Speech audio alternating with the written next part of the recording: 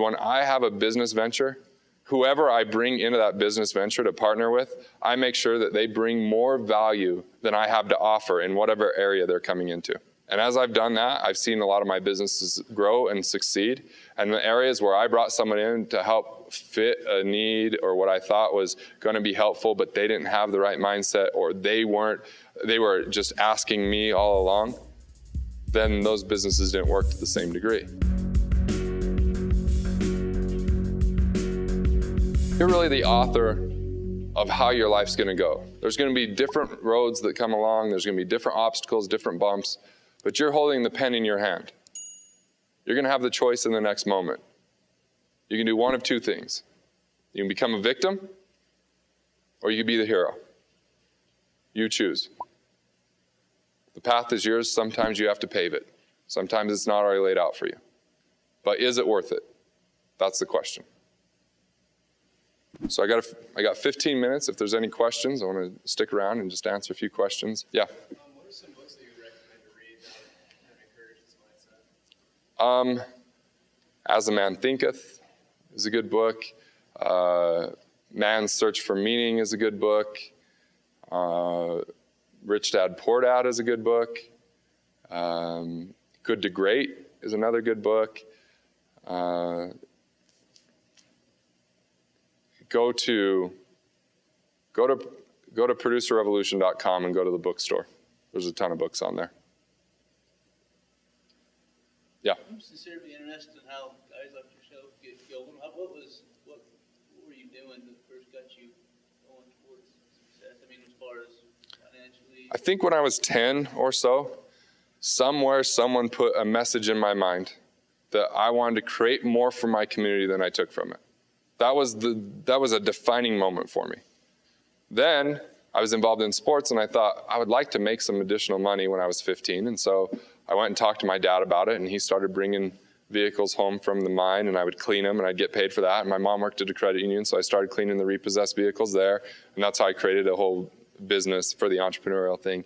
I mean, it was labor. I mean, I had to do the work, but I eventually hired employees while I was still in high school. I started presenting on it, actually presenting that business to win money for presenting it, helped me refine some of my presentation skills, started having me, start doing income statements and balance sheets at an early age so I could, talk about the financials. That was a great education because it had real application at that moment. And then even just going to a university like here was awesome because I would go talk to my professors. I had a personal relationship with them, so I could talk about things outside the classroom that impacted my life and my business and the things that I was doing. So I still have great friends that are professors here and people that I keep in touch with and that have influenced my life that still carry through to this day. So once again, people are assets. It's not about the letter grade that you get here. That is part of it. That shows that you're willing to learn. That shows that you're capable of memorizing and doing certain things. But what do you do about the relationships you develop here? The people I met at SUU that I still keep in touch with, I mean, we had a softball team that was over 90% people from SUU up in Salt Lake. We took first 2 years in a row, by the way. And so I associate with them. I talk to them. Some of my first clients were professors, parents of people I went to school with. There are people that are working with me, like Dorian went to school here, and Dorian works with me and runs our whole accredited network, which is just a huge venture. And other people that are even from SU are looking to even move back to Utah and come work in the different avenues and different firms that we're involved with. But one key lesson I've learned recently more than anything is when I have a business venture, whoever I bring into that business venture to partner with, I make sure that they bring more value than I have to offer in whatever area they're coming into. And as I've done that, I've seen a lot of my businesses grow and succeed. And the areas where I brought someone in to help fit a need or what I thought was going to be helpful, but they didn't have the right mindset, or they were just asking me all along, then those businesses didn't work to the same degree. Now, the thing is, I still may have an expertise that they don't have that will be tons of value for the business. But what they bring is unique to that business. And there's businesses I have that I spend almost no time in month to month, and these are pretty sizable businesses at this point, that if I tried to spend, it's almost like if I tried to spend time in it, I'd probably mess it up at this point. They're doing a great job. And then as you continue to be a value creator, what you'll see is if you keep that mindset up, there's people I've wanted to meet my whole life, and I just wrote a list. Here's something to even do. Who are the people that you'd love to meet in this world that you haven't met yet? I wrote that list down. Last year, I think I met 8 or 9 people from that list. I mean, I'm thinking big. I'm thinking, here's someone I really like to meet. I've listened to their material. I've read a book from them, whatever it is. And then as soon as I found an opportunity to meet them, I made the call. I made the trip. I rearranged my schedule. And when I went, the very first thing I tried to do was create more value than anyone else had created in a first meeting with them. I remember I met a mentor in my life, someone that runs an entrepreneurial program. They've taught 30,000 people. To be in the program, you have to make $200,000 minimum. Most of the people in the program are $1 million and above. Huge influencer. If you look at some of the best-selling authors, they've been in this program. I mean, this guy's a total stud. I just said, I wonder what it would take. And we ran into him one day in Chicago when we were going through a course. He's like elusive, and you almost don't know he exists even though he owns a company. He's just a genius at creating these systems. And so immediately I just went up, introduced myself. I'd love to have lunch with you today. He said, great. Yeah, come have lunch. I went to have lunch. There was 50 people around him. So I made a phone call the next day, and I said, hey, I was scheduled to have lunch with Dan. It didn't seem to work out. Do you know the next time he's going to be in Chicago, or the next time we could sit down and have lunch? And I didn't get a call back, so we called again. And then finally got a lunch scheduled. When we sat down, I said, you know what? I noticed that you're looking to expand into Utah with your coaching program. I think that we could place a bunch of people in that program because it's created so much value for us. We had an event. They'd never done an event like this. We had 200 people show up. We're now in their top 3 in the entire nation for the number of referrals that send in. So we did a radio show together. We went out and we recorded a DVD together. They had me over to their house. They said, anytime you want coaching, just call. We'll give it to you personally. You got to create value first, though. And the thing is, you got to be willing to do something unreasonable, like say, I'm going to meet that person. And just write it down and find a way to make it happen. And when you see the opportunity, don't be afraid. Just make it happen. You know? Sometimes you got to do what's uncomfortable in the moment. So get good people around you, and don't be afraid to share your ideas. That helpful? Cool. Any other questions? We've got a few minutes. Yeah. How about a sneak peek of what one of those sacred cows would be? A couple of the chapters. What I name the chapter is what the belief is, and then I dispel it. So it takes money to make money. That's one of the things that we're dispelling. It's all about the numbers. It's another thing. High risk equals high return. Just the concept of retirement. I'm gonna have another book come out about that because I just touch on it in this. But I think it's amazing that there's so much information out there that says, if you want to retire, here's what you got to do. You know, you got to plug in this equation and earn this rate of return, and then maybe you can live off 70% of your income, and you'll be in a lower tax bracket, and all these things. And I'm like, look, why is everyone analyzing all this? Because why don't you just find something that you love to do and forget about that concept? Why don't you find what it would take to get economic independence in the shortest period of time so you could choose what you want to do on a day-to-day basis? You know, Professor Harrop doesn't have to be here. He could be retired. He retired a long time ago. In his mind, there was no amount of money that could buy him out of doing what he was passionate about and what he believed in. What an example to me at an early age to be able to have that actually watch that happen, then I can write about it. Because it wasn't just a philosophy. I saw it, and then I had someone to look up to and say, I've seen other people do it this way. Sure, maybe 99% of the population would have taken the other road, but that's why the other 99% isn't extraordinary. So, you know, a lot of the things that I'm just dispelling is just the traditional beliefs around finance.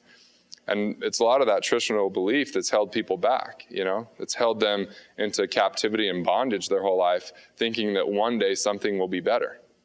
So there's 10 chapters, 10 different fallacies that we're basically destroying. And, you know, the types of authors that will be unhappy with what we talk about would be the Dave Ramsey, Susie Orman, who else? Pretty much most of the authors for CNBC that have to do with finance. Most of the firms that want to never have you utilize your money, you know, they're not going to be overly happy. I'm prepared. I'm prepared to go on TV. I'm prepared to talk about it with the wealthiest people in the nation, whatever. That's where my belief is, you know. So the thing is, if they understood what I understood, I'm telling people to use all that information, but to discern truth from falsehood and not just buy into fallacies.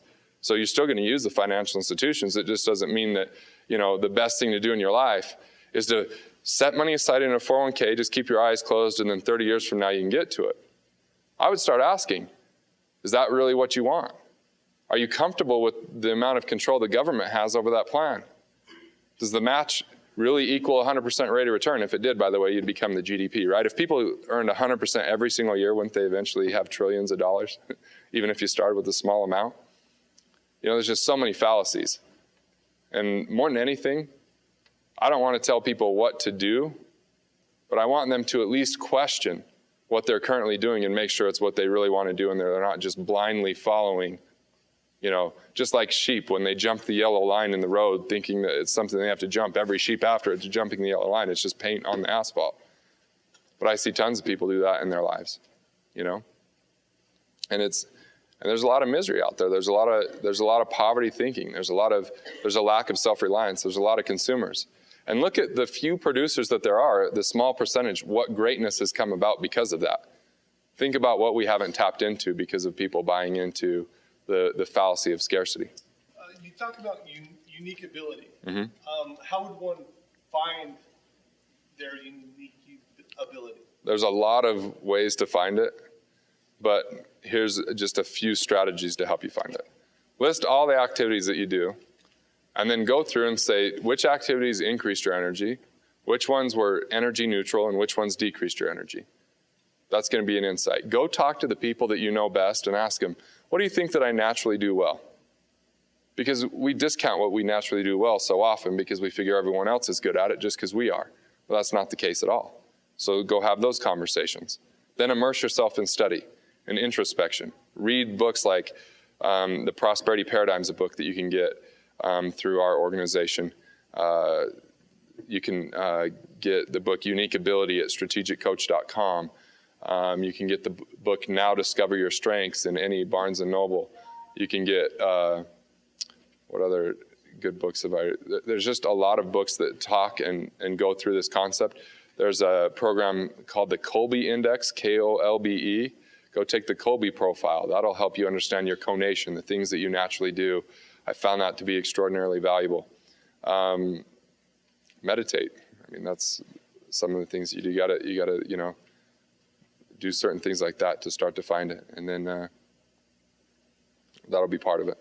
We have a whole program that we have called the Freedom Fast Track that helps people discover it. But it also deals with the financial part too. It's something that I've been writing for the last 9 years, and it just got launched in January. So it's pretty fun, pretty exciting. Some of the people that have partnered with me in it are people that I've looked up to for years and years, and now they're part of the program and I'm partnered with. So it's kind of fun to see some of those things coming about. One last question, if there is any. Yep. A lot of the principles that you pointed out are easy to recognize that they're true, but hard to apply in your life. Like what strategy do you have in helping to internalize the principles that you talked about? Simple formula. Turn your brain on and fill it with good information. Read on a regular basis, listen to the right things, attend the right events, and I mean the right ones. There's a lot of reading out there that's not going to help. The second thing is associate with like-minded individuals, associate with other people that want prosperity in their life, that want to learn about principles, that want to apply principles. And then the third thing is start taking action. That's the easiest formula to start doing that. And what you'll find is when things don't work, you need to go evaluate that and say, where wasn't I aligned with principle? What could I learn from that situation? And when things do work, say, what was the principle there? Want to master your money? Want to figure out the things that you could do to improve your finances? Click here and check out more videos like this on Money Matters.